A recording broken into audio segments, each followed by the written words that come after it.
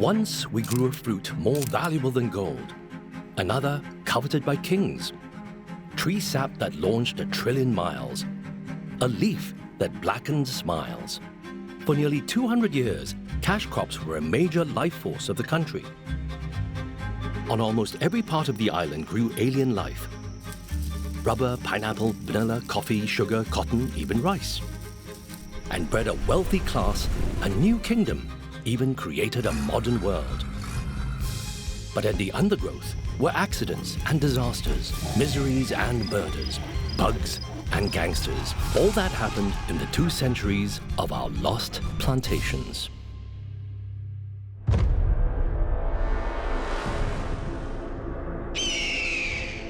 The super trees, a showcase of futuristic play with nature, reiterate a similar ambition we had centuries ago. That was when almost the entire landscape was replaced by alien species. It began, perhaps innocently, with people not from Britain, but Bintan. The planters were Teochew Chinese who labored for the Temanggung. Their crop was Gambier and also pepper. Their plantations on the northern side of Fort Canning Hill were clearly marked on this early map. All this took place about a decade before the British, who came and pushed everyone around. The farmers ended up in Boat Key, giving the area its Teochew heritage. Today, Gambier still grows on Fort Canning, but it's only for show. No farmers to be seen. Still around, however, is a descendant. Seah Eu Chin was my great-great-great-grandfather. So Seah Eu Chin looks something like this. And some people say he looks like me. Seah Eu Chin, or the King of Gambier and pepper, was one of the earliest Chinese plantation owners, but not his great-great-great-grandson, who was a 9-to-5 data analyst and author of many books on Singapore's pioneers. I work by day, write by night, and speak publicly on weekends at museums and libraries. I want to keep my ancestors' story alive. That Singapore has a story that we can tell. Seah Eu Chin was born in 1805 in China. In 1823, he came to Singapore and set up his own commission trading business in 1830 and went into Gambier and pepper. So Seah Eu Chin was entering a Teochew business. That Teochew link began in the 1700s when they worked for the Temanggung in Bintan, then a major Gambier hub. The Dutch came and messed things about. The Temanggung and the Teochews fled to Singapore and brought their seeds with them. But what is Gambier? Plant, stem, leaf, bud? What? One answer is found among the 450-plus drawings of plants and animals commissioned by first resident William Farquhar. Natural history was the in thing for 19th century Europeans. Natural history is also his thing. Martin Lau's research in biodiversity brings art and science together, using materials that include photos and illustrations like Farquhar's. There are, for example, drawings of pepper, cocoa, pineapple, and these are all plants that are not found in Singapore. In fact, not native to Singapore. Ungkara Gambier is called hook vine, or gao deng in Teochew, and sometimes called kachuk in Malay, meaning astringent, which is extracted from the leaves. To learn more about Gambier and its original use, Martin and Sean step back into both human and natural history. The William Farquhar garden, that's based around plants that are actually in the William Farquhar drawings. So they've very nicely put frames around some of the plants. And this one in particular, I think you'll be interested in, is a Gambier plant. My ancestor Seah Eu Chin was involved in Gambier and pepper plantations and growing them. Okay. He was basically a financier, a trader, investor. Okay. The strategy here was that as one was maturing, the other one would be kind of growing. Mm-hmm. And have you plucked pepper, or have you actually seen the pepper plant I up haven't front? ever touched it before. Okay. You can actually see that it's a vine, like a grapevine, and it needs to be grown on wood or a frame. From your research on your family, did you uncover any stories about pepper? Not so much on pepper, no. Mainly on Gambier, that it was considered a miracle plant. It was in demand because of its bite. Since ancient times, people in the region and China made use of Gambier as part and parcel of betel nut chewing, known as pan, or locally as makan sirih. The betel leaf, or sirih, is from a vine and was a crop grown in home gardens and plantations, some located even close to town, like in Seligi, in present-day Jalan Besar, Little India areas. Sirih is still found around here, not from crops, but from shops. Getting a taste of history are the history buffs. Sean, Hey, so this, thank you. they call it a pan. So it's meant to just be like a stimulant, a bit like coffee or tea. All right. So ready? All right, Okay, here goes. here it goes.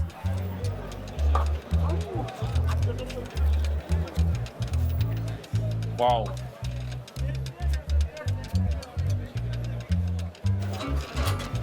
Very perfumey, very spicy. A warning to the uninitiated. A new experience, that's for sure. Sure. Long-term betel nut chewing may lead to stained gums, but these qualities were what caught the world's attention. It proved to be industrially useful because of its high tannins. Tannins are plant compounds. Black tea's tannins can make your mouth pucker, slightly. Gambier's extreme tannin can go up to 60. That's a lot of puckering, which is good for softening and protecting leather. When Europe found that out, they wanted in. It became the crop du jour during the Crimean War, the earlier one, when leather combat boots were de rigueur. And since Gambier could only be grown in our part of the world, plantation owners like Seah Eu Chin hit the jackpot. The Gambier plantations extended across the island. Thompson, Toa Payoh, all the way up to, say, even Sembawang. Many others got into the game, and by the mid-1800s, Singapore was covered in Gambier plantations and became the world center for the trade.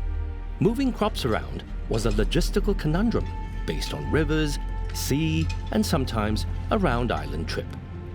Boats met at the Singapore River, where the Teochews were based.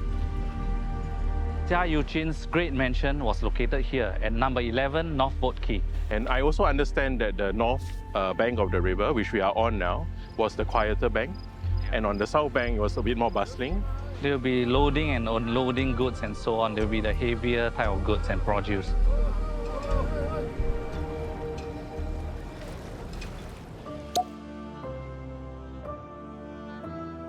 The Singapore River here is very auspicious because it looks like the belly of a cup. And the Chinese regarded the cup as very auspicious. Okay. But the Singapore River is also doubly auspicious because the little boats on the river look like the scales of the dragon. Many boats also meant many hungry bellies and many hawkers to fill them up. Ellenborough, nicknamed the Teochews Market, was on the busy side of the river and reportedly the birthplace of Singaporean Teochew food like fishball noodles, bak chor mee, and pork rib soup, or bak kut teh.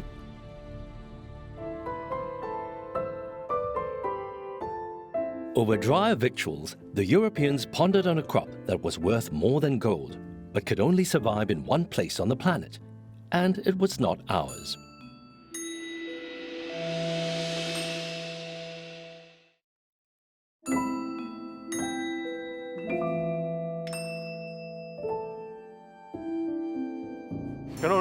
No. Coca? Cannot. Stop.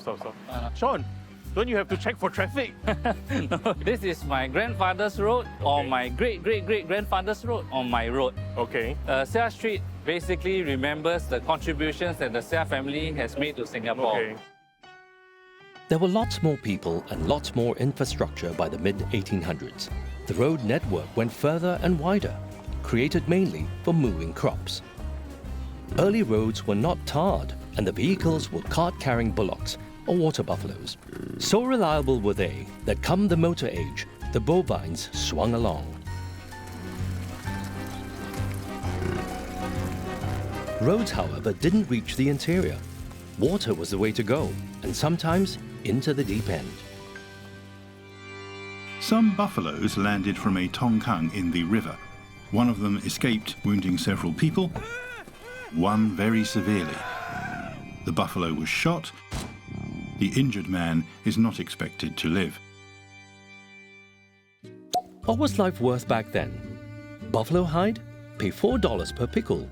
A Gambier coolie? Pegged to the market price of the crop, around 25 cents a day. Prices were in Spanish dollars, weight in pickle. The Spanish silver was the world's trading currency, and it's said that an icon on the coin inspired the dollar sign. The regional standard of weight, pickle, means carry in Malay, and measured what a man could bear on his shoulders, about 60 kilos, more or less. There were lots of pickles at the port, with Gambier being the star crop, which was a Chinese concern. The Europeans, late in the game, didn't want to miss out, and they dabbled in everything, from everywhere and all at once. The trade was in natural products, whether it be opium, which is a natural product, or spices such as nutmegs, clove, mace. There was coffee, there was cocoa. You can still see the remnants of the tapioca plantations. There was a Frenchman who possibly was trying vanilla. The whole Ballastier area was a sugar plantation. Being aliens, these plant species were given a trial run at the first experimental gardens at Fort Canning. So the purpose of the gardens was actually to bring in plants from elsewhere to see what would take and what wouldn't take. And it was started by Raffles, Sir Stamford Raffles, and Nathaniel Wallich. Both Raffles and Wallich were commemorated in a set of statues in the same gardens. And one of the plants that they planted here was, of course, the nutmeg. Nutmeg, scientific name, Myristica fragrans, Malay, buah pala, Hokkien, lao hao. So this is actually a pickled nutmeg fruit. Yeah, maybe give it a try. Yeah, give it a try. Yeah, first time, right? Yeah. It's a bit hard. Yeah, crunchy, very crunchy. Never had this before. Like eating chemicals. Okay. So it grows on the tree like that. And if you open it up, Oh, I see. so we were actually eating this red part. If you break it open, you actually have the arrow, which is also known as mace. And then you have the seed itself. Yeah. Nutmeg powder smell. Yeah, so that's where the nutmeg powder comes from. The scent disguised the smell of rot, and many believed it warded off the evils of the pandemic. Not our recent one. Nutmeg became more valuable than gold, especially since it was very, very, very hard to get. It is a plant that is only found in a very small number of islands that were colloquially known as the Spice Islands. It's known as the Moluccas Archipelago or the Kepulauan Maluku in Indonesia. One of the islands was Roon. Dutch and British powers fought over it for more than 100 years. When the dust settled, the British gave up Roon and swapped for a North American island. So the British got Manhattan and the Dutch kept Roon. And of course, Manhattan today is part of New York. That's a completely different story. If you can't keep the island with nutmegs, make your own. And so, with seeds from Roon, nutmeg planting was trialed in Fort Canning's experimental gardens and then unleashed onto District 9. The nutmeg orchard gave rise to the name Orchard Road. In 1845, my ancestor, Seah Eu Chin, founded the Nian Kongsi with 12 other Teochews community leaders. I think about Orchard Road, I think about Nian City, Nian Kongsi. The entire stretch of Orchard Road with, your Ion, your Central, your 313, all the way to Plaza Singapura, basically being nutmeg orchards. Nutmeg came to Singapore with the young moles. There's a map in the National Archive. It shows very clearly the extent of the nutmeg plantations, with the Gambier plantations outside past the Tanglewood area. The young moles were in the municipal area, so you only found Gambier in this particular area. Cane Hill was one of these municipal plantations owned by Europeans, and this fact changed the way real estate is valued today. Previously cleared by Gambier farmers, the land occupied by the Europeans came with different tenure. The Chinese had almost free-for-all land, but not the Europeans. Quite a lot of them were just basically squatting with no tenure on the land that they were holding. The British had their own idea of land administration. Their idea was that you would take a piece of land and you would take out a lease on that land, and then you would keep that for years. A lot of the early planters complained that that's not long enough for me to make a profit. This led to negotiations, which changed also our land system. Eventually, in the 1830s, 1840s, they passed laws that if it was used for agriculture, it was freehold. And so that's why, for example, in the Ballester area, you have a lot of freehold condominiums, because initially the lands were classified as agricultural lands, where a sugar plantation was. But please don't change that law because I live in the Ballester area and have a freehold property. Please, please. The result of longer land leases is plantation mania, with some pulling out their gums and roses for nutmegs. A lot of these nutmeg plantations were sidelines for rich people. It's how they entertained themselves, and maybe they hoped to get richer, but it didn't happen. It didn't happen because of Phleurocynus ribatus, a beetle which bored into stems that led to stunted fruits. By 1850, the nutmeg ambition became a nutmeg disappointment. But the plantation dream continued, because there's always the coconut. So what exactly is a coconut? A seed? A palm? A job creator? Cocos nucifera is kalapa in Malay. It's not a nut, but a drupe. A drupe has a soft skin, like the nutmeg, a fleshy part, a hard covering that protects a single seed. The fibrous husk is a floating ring that lets the coconut go with the flow across the seas to land on a sandy shore of a distant isle and so to germinate. But that's not how we got our coconuts. They are an imported species, probably from the Philippines, and purposefully transplanted upon our shores, to be deployed as cooking fuel and street lighting. Street lights were introduced in the 1820s with coconut oil as fuel and powered by human energy called the lamp lighter, a newly created job opening for agile locals. By the mid-century, there were only 400 street lights situated in essential places like godowns and the quays. The lamps, however, were slightly better than moonlight. Outages and accidents were frequent, and complaints were many. To the notice of the authorities, the present dangerous state owing to the lamps having been removed. A lady, accompanied by her husband, child and ayah, nearly met with a very serious accident. The gentleman fancied he was still far from the water, precipitated to the bottom. The lady, unconscious of the danger, was following when a gentleman present caught her by the arm. The ayah fell amongst the loose stones, but fortunately without injury to the child. Streetlights became brighter when gas was introduced 40 years later. But coconut oil continued to be a driver of the economy and was exported in the form of sun-dried flesh called copra. Copra processing provided families with a sideline, a livelihood practiced right up to the late 20th century. Every kampong tended to have its own coconut plantation, which was a community coconut plantation. And the coconuts that were collected in the kampongs were sold into the market. During the era, copra exports added significantly to Singapore's wealth, the second most important commercial crop after Gambier and pepper. Illustrations from that century depict the extensive presence of coconut plantations, but hid what was present in the undergrowth. The plantations displaced original ecosystems like mangrove swamps, but the invader was also invaded by an unwelcome visitor. Oryctes rhinoceros, the rhinoceros beetle, caused a coconut scourge in the late 1800s. It burrows its larvae into the coconut buds, destroying the entire crown of the tree. In response, a coconut tree preservation ordinance was enacted and led to a new job creation, the coconut tree inspector.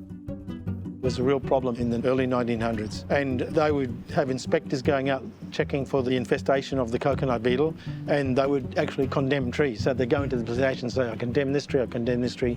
The tree had to be removed. It was very important to keep this scourge under control because there was a lot of economic benefit from the coconuts. Though harmful, these bugs were nothing compared to another predator, the man-eating kind. The more plantations there were, the more dangerous it became.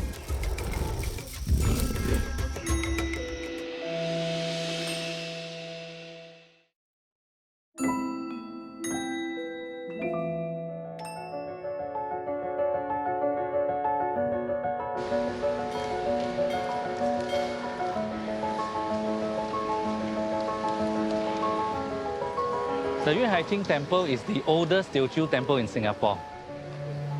So these seafarers and merchants, when they sail across the sea, those who survived the perilous journey, they set up a shrine dedicated to Ma Zu, the goddess of the sea. That would make perfect sense because there are marine animals actually carved into the eve on both sides. Wat Hai Cheng Bio in Teochew was the first stop for fellow countymen.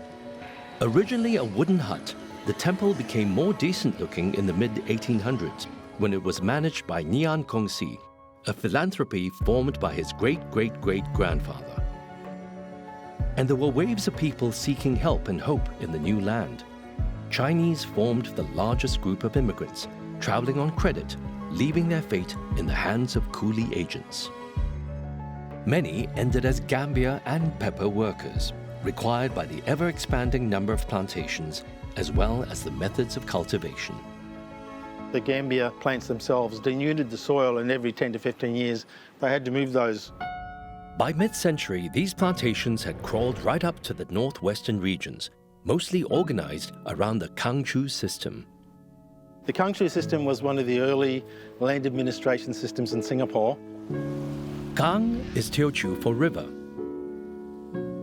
Kang Chu, or river boss, is the one who starts a settlement around a river.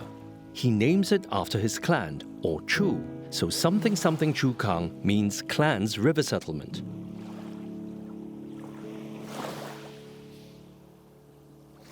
Kang Chu would manage, all the needs of the plantations. At the foot of the river, you could get supplies, you could have a little harbor going. The larger ones had their own gambling dens, their own brothel. You also had pig pens, general stores. You had everything that you would expect of a normal village. So Yo Chu Kang, Lim Chu Kang, Chua Chu Kang are all legacies of that period of Singaporean agricultural history. We also had a Pua Chu Kang, which was inundated by the Lower Pierce Reservoir back in 1905, 1910. The planned new neighborhoods of the north today sit on land once cleared by the Chu Kang. Only a few names that remind us of the plantation years. One forgotten Chu Kang had a dark past and a link to the theory of evolution. Bo Ko Kang. It was located around this area today and had a unique double-barrel clan name, Bu Ko or Bo Ko. Through many decades, the place was marked on various maps, significant because it had a Catholic Teochew population with a French priest and a jungle church. It was in the middle of nowhere, in the middle of a rural area. And so the priest there, the French priest, could appeal to the people in that community. Father Anatole Modui moved into Bokokang to be with the 100 or so Teochew Catholics. The church, built right in the jungle in 1846, attracted more converts, with the flock totaling 300.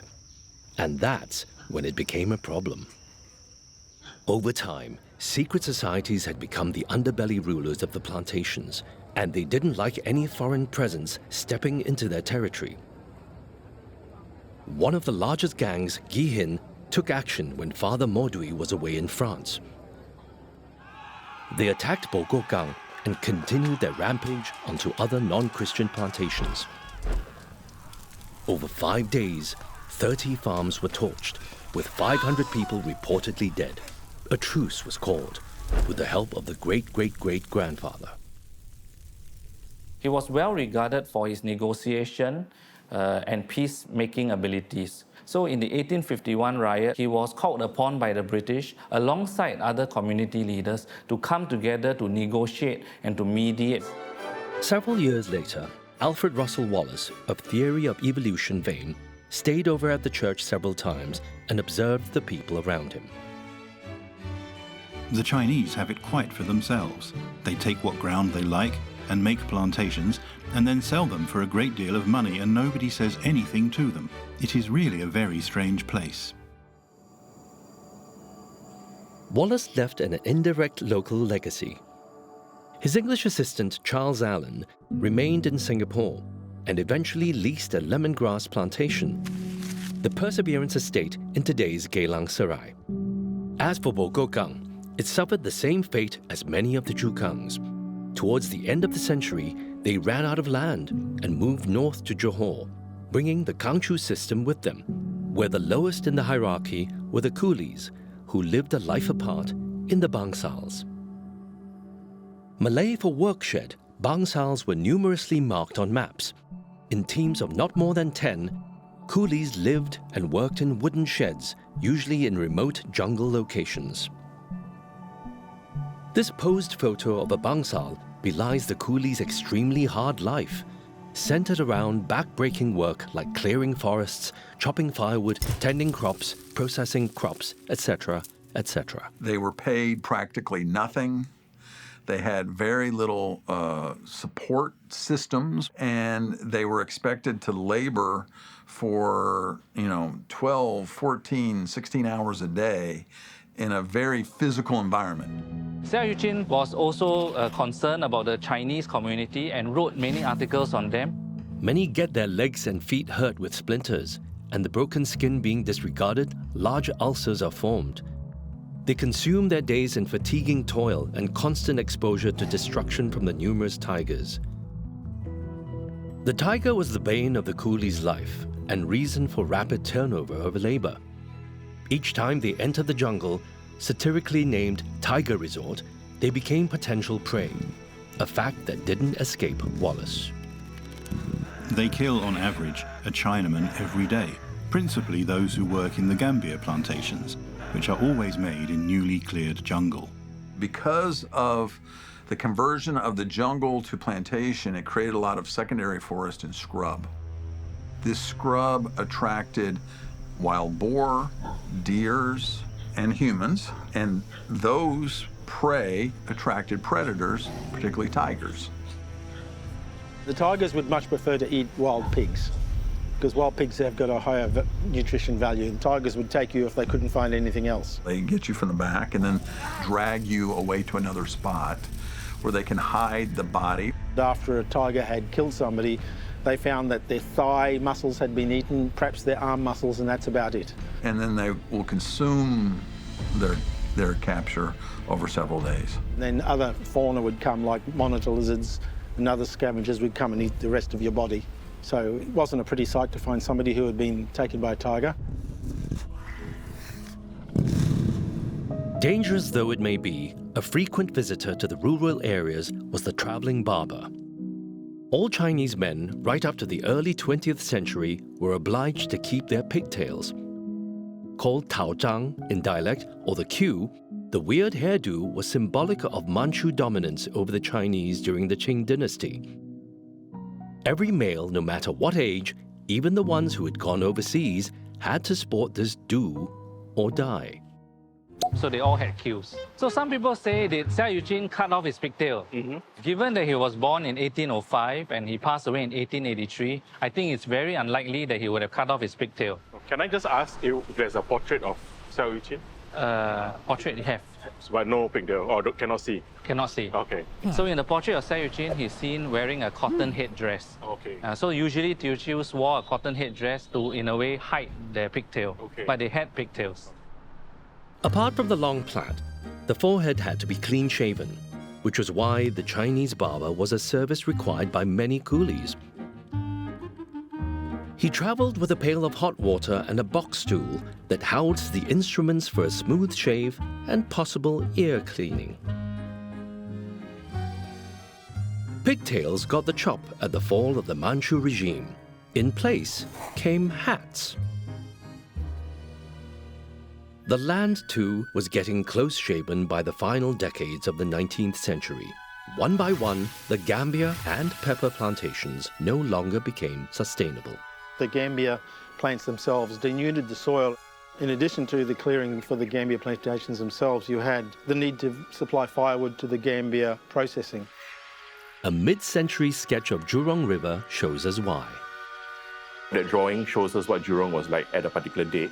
In the far background, you actually have what appears to be a halo. This could actually be fires, or the halo resulting from fires that was actually taking place because forest was being cleared for various plantations. So by the 1870s, 90% of Singapore was deforested. Most of the island of Singapore was lost. to Gambier plantations. Most of the primary forest was lost. All hope was not lost, however, because the next few decades saw some marvelous gifts from South America.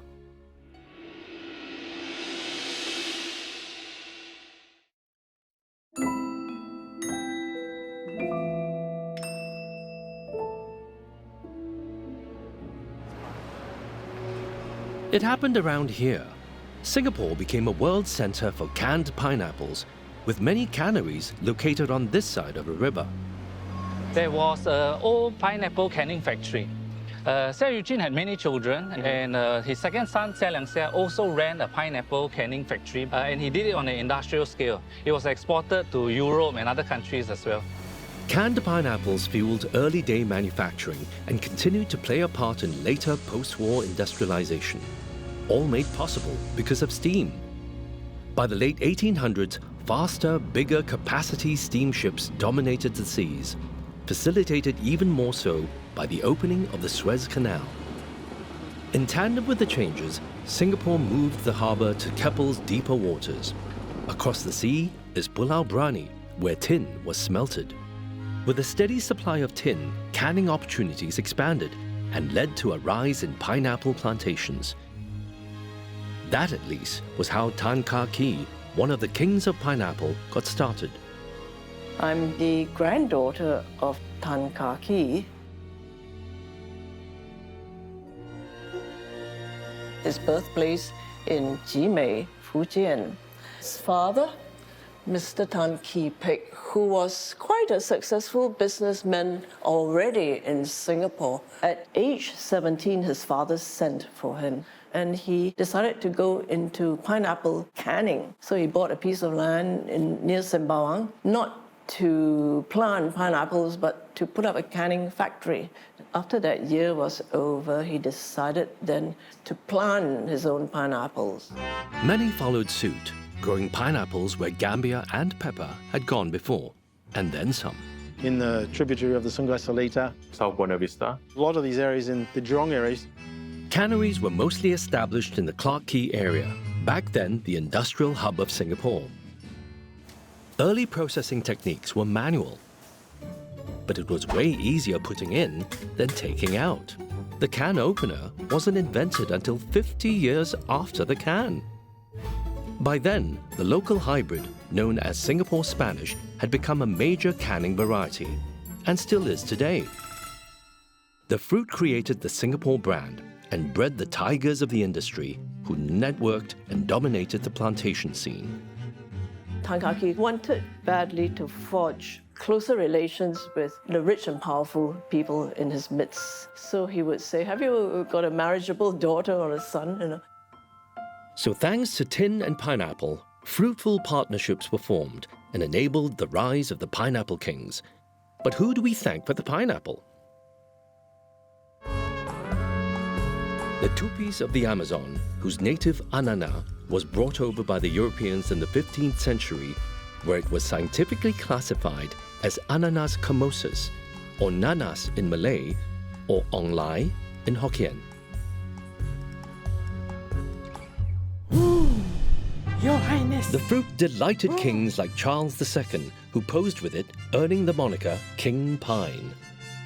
Access to the fruit was limited, so people rented to show off on special occasions. It represented the height of power and wealth. The symbolism is not lost in Singapore, where the ong lai is rolled around because in Hokkien it sounds like wealth cometh. The fruit has a long history in Singapore, where pineapple plots were seen by 17th century traveller Peter Mundy. Many were grown on the islands like Belakang Mati or Sentosa. But in the early 20th century, fierce competitions came from other islands, particularly Hawaiian. World supply ballooned, which led to the inevitable skyfall. And that was when he ran into trouble, because by 1906, the price of canned pineapples took a dive. So what was he to do? The answer for Tan Kah Kee and many others was rubber. But there, they were hesitant because of an earlier experience. The gutta percha, scientific name Palaquium gutta, From a local tree species called Nyatok putih, gutta percha is the Malay term for latex strips. This latex was very vital, very key to modernization in the 19th century. And it was thanks to Jose de Almeida and William Montgomery, Singapore-based doctors, that the world learned of its industrial application. And the world fell in love. Pliable when heated, hard when cooled, gutta percha sent the Western world into plastic fantasy. Gutta percha was a sobriquet for a solid walking stick, an important fashion accessory for Victorian gents. Unfortunately, one was used in an attempted murder. In the Brooks-Sumner affair of 1856, U.S. Senator Brooks attacked Sumner with his gutta percha over the slavery issue. Sumner survived, but not the country. The attack added fuel to partisan politics, which ended in civil war, in which soldiers were kitted with gutta percha items, including the knapsack, present-day backpack. That which tore a country asunder also brought people together. The telegraphic age had a dream to connect both sides of the Atlantic with a cable in the ocean. Gutta percha was used as an insulant against the elements. A lot of gutta percha was needed. All eyes turned to Singapore. The tree or Nyatok putih grew abundantly in the wilds of Singapore and Malaysia. Temenggung Dayang Ibrahim, from his seat in Tanjong Pagar and proximity to Keppel Harbour, monopolized the trade. This generated great wealth for the family, which led to his son Abu Bakr becoming Maharaja and later Sultan of New Johor. But it also ended our native species. They would go in, cut down huge stands of forest just to get to that one or two gutta percha trees in a very diverse ecosystem. And so what happened by the end of the 19th century, they had practically wiped it out naturally throughout the Malay Peninsula and in Singapore. There's one very old gutta percha tree still standing in the botanic gardens today, as old as the rubber industry. This tree, I think, is at least 100 years old. Really? Yeah. Ethnobotanist Dr. Ganesan shows Peggy the connection between the two lattices. The pockets of gutta percha within the tree are actually quite small. So you actually require several cuts on the tree trunk. I see. And often, in order to extract sufficient amounts, you had to fell the whole tree. The search was on to find a tree that could survive 1,000 cuts. Henry Ridley, first director of the Botanical Gardens, found the answer. So this is roughly what we would call the herringbone method developed by Ridley. At every cut, they will remove about 2 mm of bark. It's a system adapted from the tupis. Named para rubber, the tree species came from their homeland, a region in Brazil.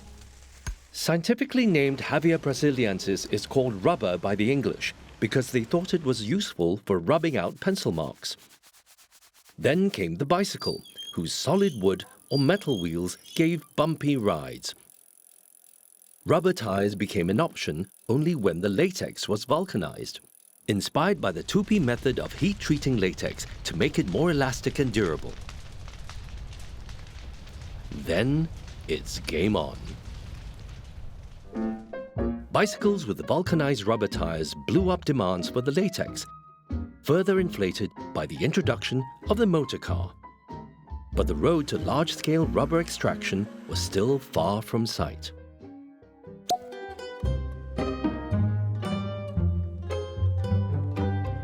Portrayed on the silver screen was the oft-repeated tale of how one man single-handedly stole thousands of rubber seeds from the wilds of the Amazon to send to Kew Gardens in England. His name was Henry Wickham.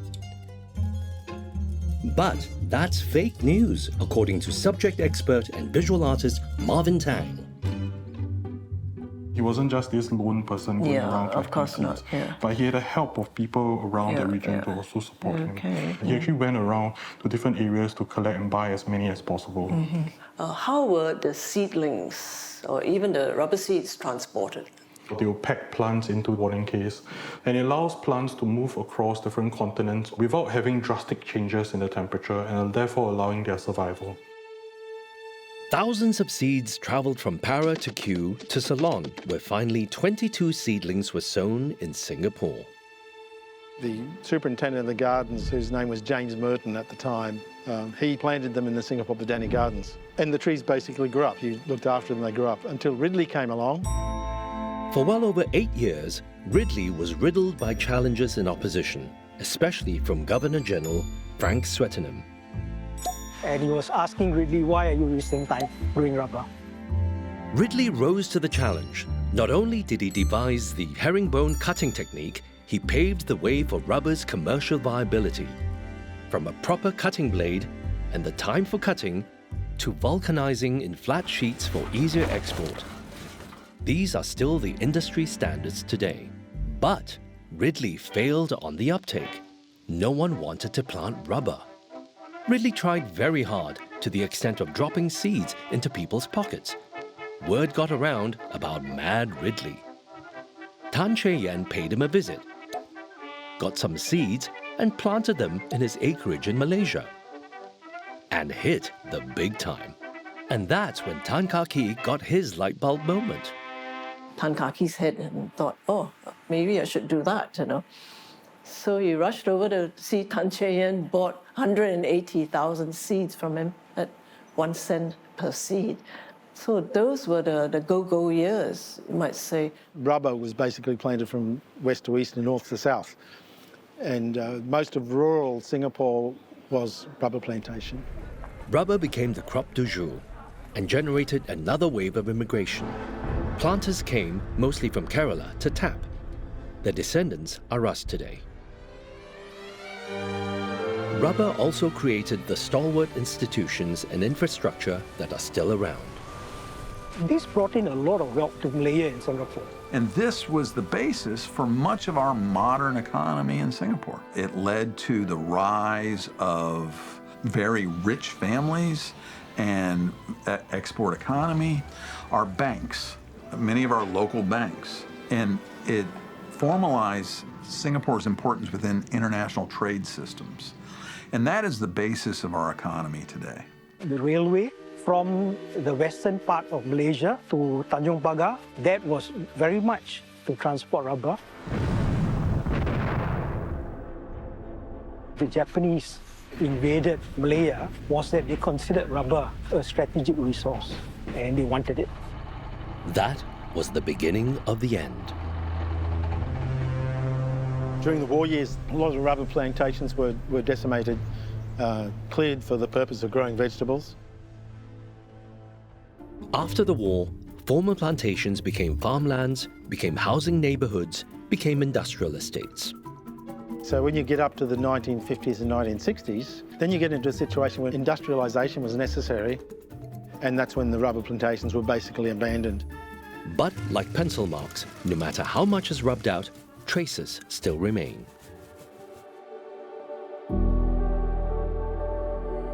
And what you have left now are the remnants of rubber plantations, and you'll find them at Pulau Ubin, you'll find them at Bukapatok Town Park behind Little Guilin. Any of the large green areas today, whether it's Kent Ridge, whether it's Yishun Park. Jurong Industrial Estate was mainly a rubber plantation. And they are a reminder of that story.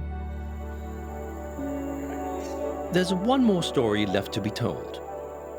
The oldest rubber tree in Singapore that we know about would be at the mosque in Sembuang. Something happened to the bulldozer when it's trying to push the tree over.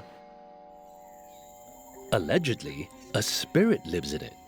Today, descendants that bookend the era check out that urban legend and meet an eyewitness. In 1962, the government decided to make a last kampong here. They to chop off the rubber trees. That's the rubber tree. I also involved in chopping the rubber tree because the rubber tree the trunk, the branch can use for firewood. These are all kampung people. Every day come and cut. I think within 2 weeks, all flattened already. Except one, this rubber tree for you, refuse to go down. They bring the bulldozer, try to pull this tree. Very stubborn, refuse to go down, cannot. 2 3 days cannot. One driver gets sick and so on. So they bring the medium to come pray. And then what happened? Then they said, Tokong said, they stay here so long, why now you want to disturb? They don't disturb. Then they think, okay, better don't disturb. They stay so long already, why you disturb? You might be thinking, wait, what happened to the trees tended by Ridley, the ones that sparked off the industry? They were here until a few years ago when they were knocked over by a storm. They were over 100 years old. Today, as the country urbanizes with a green plan, it's good to remember that we've been there before, appreciating the past with lessons and stories from our lost plantations.